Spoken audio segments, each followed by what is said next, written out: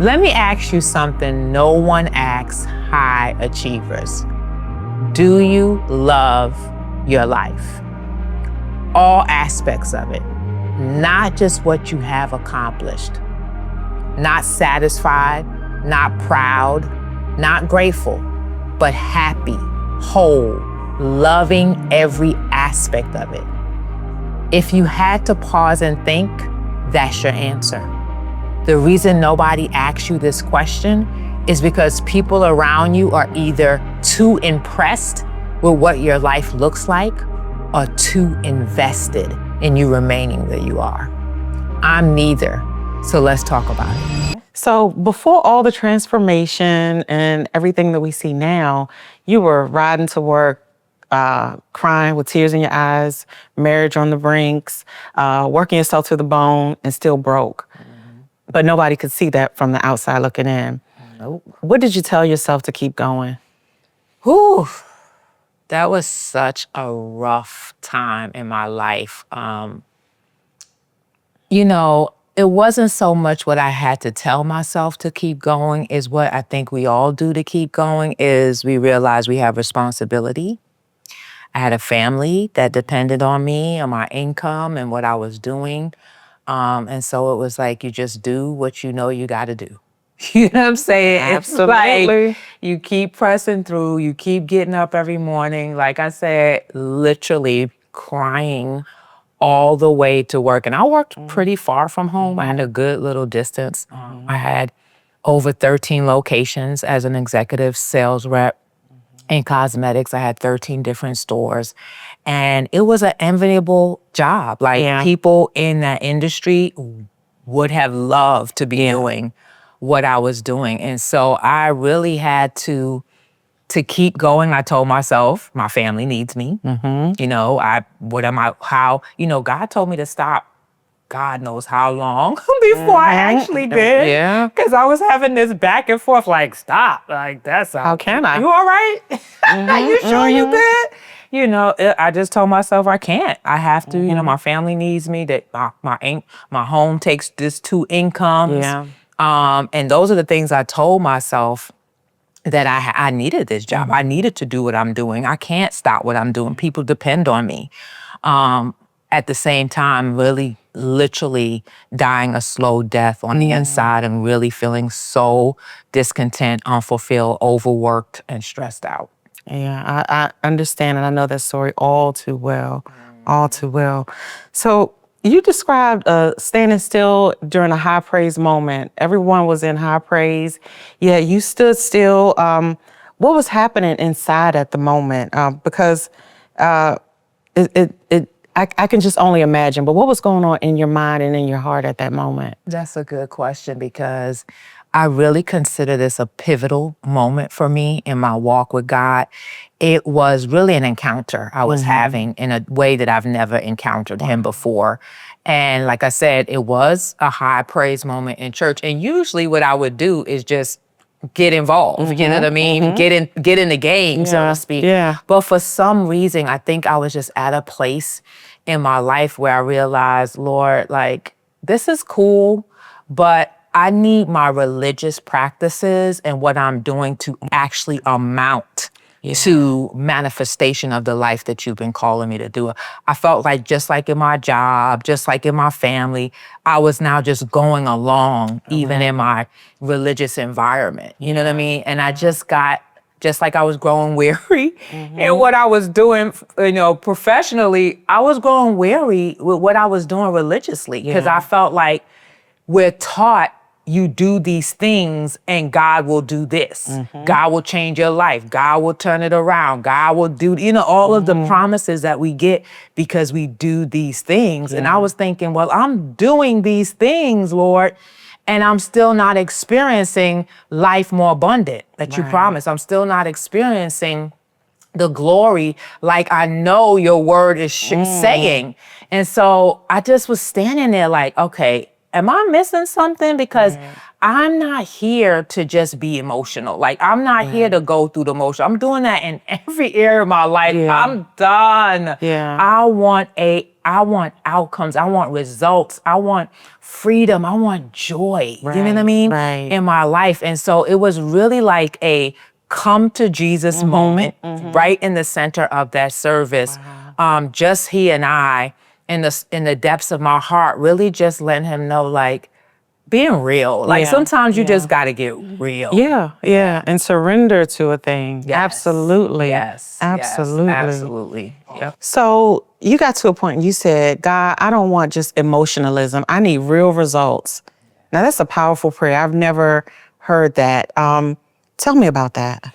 Yeah, like I was saying, I just realized that I was really going through the motions, thinking that these are the things I needed to do to see change happen in my life. And just got to the point like, okay, if this is what I have to do, when am I going to see the results? Because I'm doing it. You know what I mean? I'm going through everything they tell me to do. I'm doing it. And I realized it wasn't about performance, clearly, because I was performing in my life, performing at home, performing at my job, performing in church, on every ministry you could think, like all of this performance, wearing myself out and still not experiencing the internal joy, the peace that we're promised, still not experiencing the abundance of life that I knew God, I read it, I know it's there, I know it exists. And so for me, it was just like, I don't want to perform anymore. Right. I don't want to put on. I really want to be doing what is going to actually change my life. Like, what is the work, Lord? Because I think sometimes it's not that it's not a work. I just think that we have been focusing on the wrong kind of work. And so we're, conditioned to do all of these outward things. And ultimately, all we end up with is burnout. Right. Say it again. Burnt out, tired, disgusted, over it, sick. All of these other things that do not equate the life that we were really destined to live. And so for me, it was just like, okay, again, I really have to find out what it is, Lord, that's going to actually bring me the fulfillment that I am so yearning to have. Wow, that's powerful. That's powerful to have that, just to seek that clarity and seek that direction, to know to do it. Yes, that's the key. To get still and get quiet and seek it. So God took you on a journey, spiritual, physical, emotional healing, mental alignment. It's a long list. Which one of those things was the hardest to surrender? That is such a good question. When I think through the areas of my life that God has really begun to transform, I would have to say that the hardest part was the mental alignment. And mental to me and spiritual are kind of neck and neck, because we're speaking about consciousness and self-consciousness. But the mental alignment piece was the most, because so much of who I was and the life I was living was tied to the way that I thought, was tied to my attitude, right? But so much of how we think and our attitude is kind of, we're oblivious to it. Like, we don't really know that, we have some stinking thinking, because it's so a part of who we are. So, spiritually, I'm growing, I'm getting in the word, and I'm enjoying my time with the Lord. And that lifts you up emotionally. That really does help you to feel better emotionally. And, things are changing in my life and my relationships. So those things were kind of going better as I was, learning and growing spiritually. But then it was the mindsets that was so deep rooted from generational, from things my parent taught me, from things I saw, you know what I mean, from culture overall, that really became hard. Like learning how to live in a place of flow and surrender to God and yielding to his spirit over wanting to work and wanting to perform. That part was mental for me, because now I'm a hustler, baby. You know what I'm saying? It's like, natural. I know, it's second nature. Yeah. And I'm from Jamaican to sit. So they even, laugh and call me a Headley. You got 5 jobs. Like, so being able to overcome mentally that achievement mindset and feeling like, oh, this is enough to get that, because in my mind, you have to work hard, you have to work as many jobs as you need to, as many hustles as you need to get there. And that wasn't only culturally in my family, but that's culturally in the world. Everywhere we see it. And yet I'm doing all of that, not destroying every other aspect of my life, relationally, physically, all of that, still not getting where I want to go. Yeah. And so I'm like, okay, something's got to change. Yeah. And I realized what needed to change was how I was thinking. Wow. Because it was totally contrary to who God had created me to be. And because of that, I'm doing all of it and still not experiencing who God called me to be. Yeah, I feel that on so many levels. Wow. Yeah. I could sit here and listen and talk about this all day because it really resonates. Yeah. It really resonates. Wow. I thank you for sharing. Yeah. I appreciate what you're doing. And I know that it's landing and sticking and opening portals and helping to change. Even this has helped to change how I'm going to be looking at things. Yeah. So here's what I want to know. I got to know. From the person that drove to work in tears to the beautiful person, this free person that I'm sitting here with now, I need to know what it cost. What did it take for you to get from there to here? Whew. That's a good question. Ooh, I almost feel emotional with that. Wow.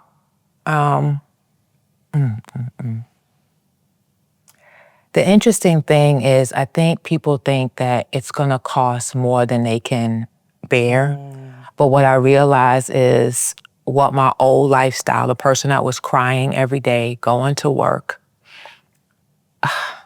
struggling so much emotionally, that lifestyle was costing me everything. It cost me my relationship, it cost me my joy, it cost me my peace, it cost me just everything. Like, everything was deteriorating because emotionally I was falling apart. And I don't think people realize how much your emotional state affects your health and your overall life, And so that was costing me everything. And really what it took for me to shift that and to turn that around, in comparison, it was really inexpensive, right? When I think about, like, the cost was so low, but it cost my energy, it cost my time, and it did cost me financially because I had to be willing to invest in Tonie. Yeah. I had to invest my time, meaning take time for me. Yeah. You know what I mean? Like, sit with me, get to know me. Like, I didn't even know who I was. I was so busy trying to be who everybody else said you need to be and have what you need to have. I didn't even know myself. So I took time. It cost me my time to sit still. After all, I was giving everybody else with everything else my time. That part. Right? And so I sat, I got to know myself, which really, as you get to know God and as you draw closer in relationship with Him, you do get to know yourself better. It took a lot of energy in the sense of I was willing to put in the work to really align myself mentally and emotionally with this new individual God was revealing to me, who I really was, who He really called me to be, the life He really called and had for me. It took energy to say, okay, this is what I'm going to do. It took finances. Like, I didn't do it on my own. I'm not going to sit here and say, this happened all by myself. No, I started the process, but God led me to individuals along the way that helped me to navigate the changes I need to make, to become a better person, to grow in who He was calling me to be, to get the mentorship I needed to really do the things He was calling me to do outside of what I've known to do all my life. And so that was really a lot of what it cost. But it all started with this. I needed to just make a decision that I was no longer going to be the person driving in my car every morning crying, and that I was going to be the person that I dreamed of being and live the life I really loved living. Wow. Wow.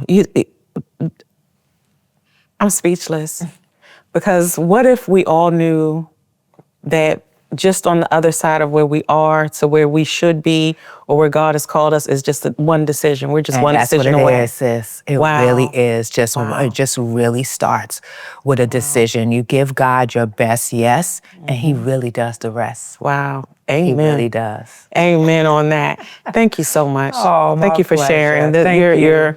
Your story is just it's going to change lives. Oh, It's going to thank change you. lives. So thank you I for pray sharing. so. Yes, thank you for having me. Absolutely.